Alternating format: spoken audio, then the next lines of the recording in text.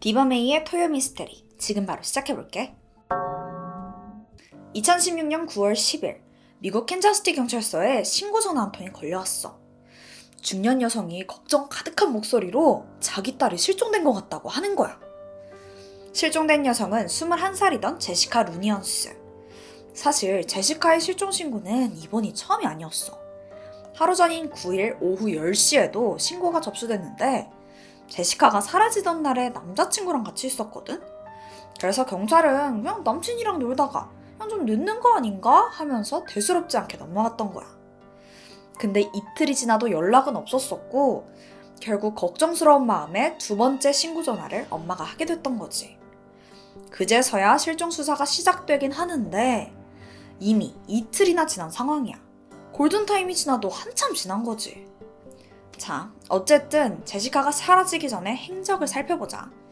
우선 마지막으로 목격된 건 첫 번째 신고가 들어오기 하루 전인 9월 8일.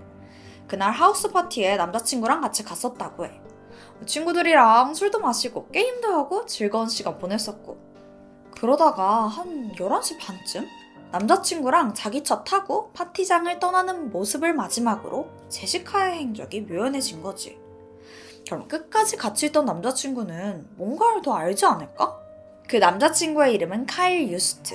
제시카랑 어렸을 때부터 소꿉친구였다고 해. 딸이 사라진 걸 가장 먼저 눈치챈 건 엄마였어. 다음날 9월 9일, 둘이 같이 병원에 가기로 했었거든. 근데 예약 시간이 지나가도록 딸이 나타나질 않는 거야. 걔가 약속을 까먹으려는 아닌데? 심지어 연락 한 통 없으니까 엄마는 불안한 기분이 들었어. 그래서 몇 번이나 전화하고 친구들한테도 행방을 수소문했다? 하지만 밤 10시가 지나도록 제시카를 봤다는 사람이 없는 거야. 당연히 전화도 안 왔고. 결국 엄마는 경찰에 신고를 하게 돼. 하지만 아까 말했다시피 경찰은 이 신고를 그냥 심각하게 받아들이지 않았고 남친이랑 즐거운 시간 보내고 있겠죠. 하루만 더 기다려봐요 라고 했지만 결국 다음날까지 제시카의 연락은 없었고 9월 10일 두 번째 신고를 하게 된 거야. 그제서야 뒤늦게 수사가 시작되는데 이게 상황이 심상치가 않더라고. 일단 단순 가출은 절대 아닌 것 같아. 난 그렇게 생각한 이유가 우선 파티에 함께 있었던 친구들의 증언.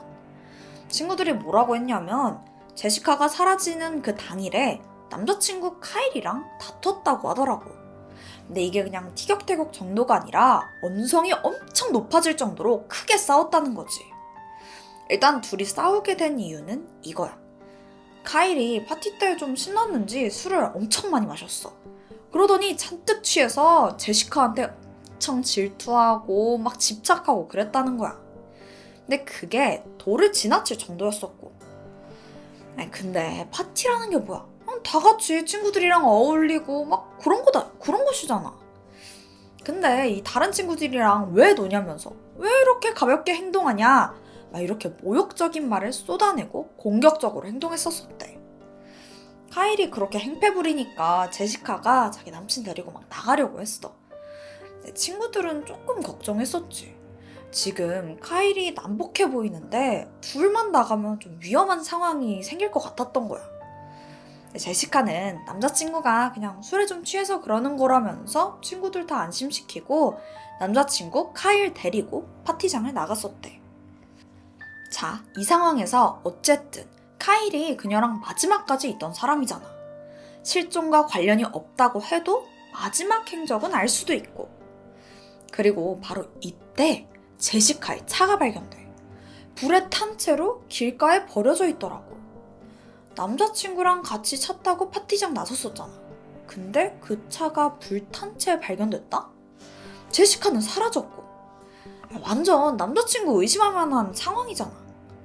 이게 용의자가 추려지니까 수사가 술술 풀려 유력한 증인까지 나왔었거든. 바로 카일의 이복형, 제시프 카터. 그의 증언을 좀 들어볼까? 제시카가 실종되던 9월 8일 늦은 밤에 갑자기 동생한테 전화가 와서 자기 좀 도와달라고 하더래. 그러면서 덧붙인 말이 좀 충격적인데 자기가 여자 목을 졸라서 죽였다는 거야. 그 얘기 듣고 깜짝 놀래서 동생이 말한 장소로 급하게 가봤어. 근데 거기엔 얼굴에 막 긁힌 듯한 상처가 있는 카일이 처음 보는 검정색 차 앞에 서 있더래. 근데 진짜 그 옆에 한 여자가 쓰러져 있더라고. 이미 죽은 것 같아 보였어. 맞아, 그 여자가 바로 제시카. 카일은 형한테 잠깐 망 좀 봐달라라고 하고 혼자 시신을 들고 어딘가로 가더니 한참 있다가 다시 돌아왔대. 그러니까 시신을 처리하고 온 것 같았던 거지. 이제는 차를 불태워야 된다면서 그걸 좀 도와달라고 하더라고. 제시프는 동생을 도와서 그 차에 불을 질렀다고 해. 이 과정에서 카일 손과 얼굴에 화상을 입었다고 증언하기도 했어. 실종 수사가 시작된 지 하루 뒤인 9월 11일, 제시프의 증언을 토대로 카일을 긴급 체포하게 돼. 실제로 체포 당시에 카일과 손과 팔, 그리고 얼굴에 화상을 입은 상태였고 긁힌 상처도 남아있었다고 해. 그러니까 형 증언과 일치했던 거지. 근데 문제가 있어. 카일이 체포된 죄명이 제시카 살인 혐의는 아니고 그냥 실종 관련 혐의였었거든. 그래서 기소를 할 수가 없었던 거야. 물론 제시프 증언이 있기는 했지만 그녀를 죽였다는 직접적이거나 물리적인 증거가 없어. 시신을 발견하지도 못했었으니까. 그러니까 이 증언만으로는 그를 처벌할 수가 없었던 거지. 그렇게 수학 없이 7개월이라는 시간이 그냥 흘러가 버리게 돼. 그러던 2017년 4월 3일, 한 남성이 카스카운티 233번 근처 숲에서 버섯을 채집하고 있었는데 저기 멀리서 뭐가 보이는 거야. 이상한 물체였는데 이게 숲에 있기에는 좀 이질적인 느낌이 들었지. 그래서 가까이 다가가서 뭔지 확인하고는 그대로 주저앉고 말아. 그건 바로 사람의 두개골이었어. 깜짝 놀라서 바로 경찰에 신고하게 돼. 바로 확인해보니까 그건 제시카의 유골이었지. 가족들에겐 정말 청천벽력 같은 소식이었어. 그녀의 시신이 오랫동안 발견되지 않아서 혹시라도 살아있지 않을까 하면서 실낱 같은 희망을 품고 있었거든.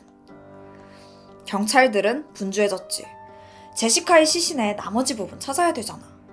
두개골을 발견된 곳 주변을 위주로 수색을 시작하게 돼. 그리고 수색 하루 만에 두개골이 있던 장소에서 18m 정도 떨어진 곳에 여성의 유골을 발견하게 됐지. 처음엔 경찰들이 당연히 제시카의 유골일 거라고 생각했어.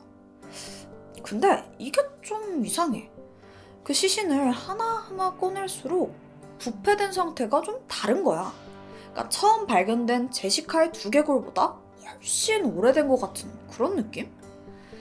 경찰은 해당 시신의 DNA를 분석하게 되는데 검사 결과 충격적인 사실이 드러나.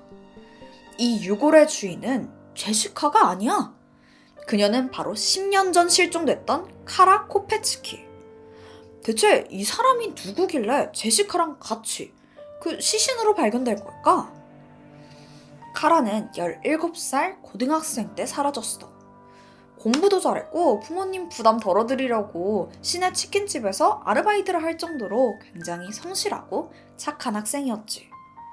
그리고 남자친구도 있었는데 처음에는 풋풋한 고등학교 커플이었어. 1살 선배였었거든. 근데 점점 시간이 지날수록 남자친구의 집착이 심해지는 거야. 심지어 폭력적인 성향까지 나오더라고. 결국 사귄 지 9개월 정도 됐을 때 카라는 헤어지기로 결심했지. 근데 남자친구가 이걸 받아들이질 않는 거야. 몇 번이나 집에 찾아오고 이러는 듯 찾아오고 계속 얘기하자 하는 거지. 카라는 그걸 다 피했었고. 그러던 중에 사건이 발생해. 4월 28일 평소처럼 아르바이트를 하고 퇴근하려고 하는데 전 남친이 나타난 거야. 막 피하려고 반항하는 카라를 억지로 자기 차에 태워서 납치해버려. 그러고는 막 그녀를 때리더니 목까지 조르는 거야. 카라는 갑작스러운 상황에 반항조차 할 수 없었어. 결국 차에서 뛰쳐내리고 나서야 그 상황에서 벗어날 수 있었지. 이 사건 이후로 전 남자친구를 경찰에 신고하고 보호명령을 신청했다고 해. 그 후로는 별일 없이 넘어가는 듯 했었었고. 하지만 2007년 5월 4일, 카라가 사라지고 말아. 무슨 이유에서인지 3교시 수업에 오질 않았었고 오전 9시 19분 학교를 떠나는 모습을 마지막으로 그대로 실종된 거지. 전에 그 차에서 납치했던 전남친 사건도 있었잖아. 또다시 납치된 건 아닐까 싶어서 카라의 가족들은 그녀의 실종을 빠르게 신고했다고 해. 하지만 절망적이게도 5월 4일 이후에 카라의 모든 생활 반응이 사라진 거야. 카드 사용 내역부터 핸드폰 내역조차 하나도 나오질 않더라고. 경찰은 일단 그 전남친이 제일 의심되니까 바로 불러서 조사를 해보는데 자기는 카라가 실종되던 그 당일에 연락이 된 적이 없대. 그러니까 부재중 전화가 있어서 전화를 해보긴 했는데 그녀가 받질 않았다고 하더라고. 근데 경찰의 생각은 달랐어. 그러니까 전남친이 전화를 걸었던 시간은 9시 20분. 카라가 아직 학교에 있었을 때잖아. 그래서 그의 연락을 받고 그녀가 사라진 거라고 확신했던 거야.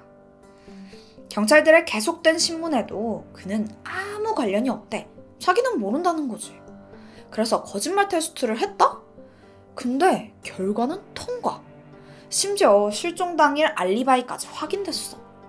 카라의 시신도 추가적인 증거도 나오지 않아서 결국 카라 실종 사건은 그대로 미제로 남게 됐고, 그러다 이 10년이 지나서 시신으로 발견이 된 거지. 그것도 제시카 바로 옆에서. 자, 이쯤 되면 다들 눈치챘을 것 같은데 맞아, 카라의 전남친은 카일. 이거 완전 냄새가 나지? 두 여성의 사망, 그리고 그 중심에는 그들의 남자친구가 있었어. 피해자들 모두 카일의 여자친구였고 사망 전 남자친구랑 싸웠고 결정적으로 두 사람의 시신이 같은 장소에 유기되어 있었잖아. 경찰들은 카일이 범인이라고 확신했어. 이때 좀 도움이 될 만한 증언들이 막 속속히 나오는데 그건 바로 카일의 전 여자친구들의 이야기였어. 하나같이 말하는 게 똑같아. 애가 질투심이 많고 변덕스럽고 폭력적이었다는 거야. 한 번은 카일이랑 싸우고 기분 나빠서 자기 집 가겠다고 집 나오려고 하는데 막 못 가게 막더래. 그러면서 자기 목을 졸랐다는 거지. 그리고 자기가 전 여자친구들 다 죽였다면서 너도 죽기 싫으면 나 자극하지 마, 막 이랬다는 거야. 그리고 여기에 더해서 결정적인 증거, 녹음 파일이 나오는데 거기에는 카일이 자기가 카라를 죽였다고 말하는 게 고스란히 남겨져 있었어. 아니, 막 나는 카라 사랑하니까 얘기 좀 하자고 한 건데 얘가 말을 안 들으니까 열받아서 죽였다. 그러면서 하는 말이 내가 가질 수 없으면 아무도 가질 수 없어. 그니까 니도 죽기 싫으면 똑바로 행동해. 이렇게 또 협박했다는 거지. 아니, 얘가 아주 지가 사람 죽였다는 걸 광고를 했더라고. 주변 친구, 동료 수감자 다 떠들고 다녔던 거야. 그니까 증언이 아주 넘쳐났던 거지. 그리고 자기가 말한 살해 동기는 여자친구가 더 이상 자기를 사랑하지 않아서 죽였대. 게다가 카라 실종된 날 알리바이는 제스트, 그 이복형이 가짜로 만들어줬더라고. 아니, 근데 이 형도 웃겨. 형이 돼서 동생한테 이렇게 휘둘려도 되는 거야? 어쨌든 2017년 10월 5일 카일 유스트는 카라와 제시카, 살인과 시신 유기에 대해서 1급 살인 혐의로 기소됐어. 그는 끝까지 무죄를 주장하더라고. 그러면서 하는 말이 다 자기 그 이복형, 제스트가 자기한테 뒤집어 씌우려고 꾸며낸 일이라고 하는 거야. 이게 완전 배은망덕하지 않냐. 그러니까 지 필요할 때는 도와달라고 하다가 이제 와서 이렇게 버리는 거지. 당연히 이 말을 믿는 사람은 아무도 없었어. 2021년 6월 7일 카일의 판결이 나오는데 아쉽게도 카라 살인 사건은 과실치사로 판명나면서 15년형을 받게 돼. 그래도 제시카 사건에 대해서는 2급 살인죄가 인정되면서 30년형을 선고받았지. 그러니까 결론적으로 45년 복역을 하게 된 거야. 재판이 끝나고 카라의 부모님은 인터뷰에서 이 판결에 대해 굉장히 원통했다고 해. 당연하지. 아니, 나 같아도 그럴 것 같아. 아니 어떻게 살인 혐의가 인정이 안 되냐고. 유족들은 카라에 대한 정의가 실현되지 않았다면서 하늘에 있을 딸에게 너무나 미안하다고 하는데 내가 더 속상하더라. 제시카 사건이 아니었다면 발견되지 않았을 카라. 비록 그녀를 살해한 카일은 살인죄를 선고받진 않았지만 그래도 그녀의 원통함이 조금이나마 풀렸길 바랄 뿐이야. 제시카의 억울함도 좀 해소됐길 바라고. 오늘 내가 준비한 스토리는 여기까지야. 그럼 우린 다음 영상에서 만나.